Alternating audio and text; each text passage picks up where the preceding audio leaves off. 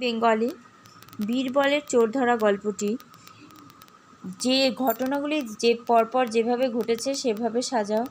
তাই ভেবে সে 2 আঙুল পরিমাণ কেটে ফেলল। নাম্বার গ, বীরবল 4টি জাদুকাঠি তার 4 চাকরকে দিলেন। নাম্বার খ, এভাবে ফিরে পেল সদাগর তার মোহরের থলি।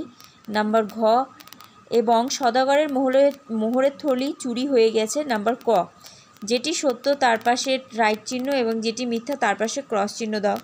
মোহরের থলি চুরি হয়েছিল, এটা হচ্ছে ক্রস হবে। একজনের কাঠি মাপে ছোট, এটা হবে রাইট চিহ্ন হবে। বীরবল 4 জনকে সমান মাপের কাঠি দিয়েছিলেন, ঠিক হবে।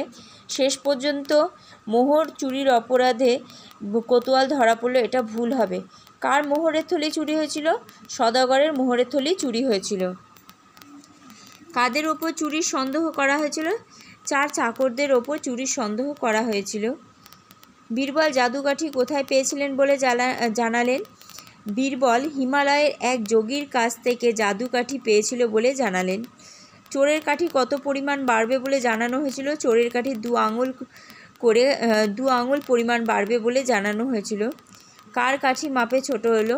4 জন চাকরের মধ্যে একজনের চাকরের কাঠি মাপে ছোট হলো।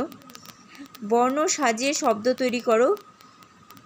ক নাম্বার বীরবল, খ নাম্বার জাদুকাঠি, গ নাম্বার চাকর এবং ঘ নাম্বার মোহর।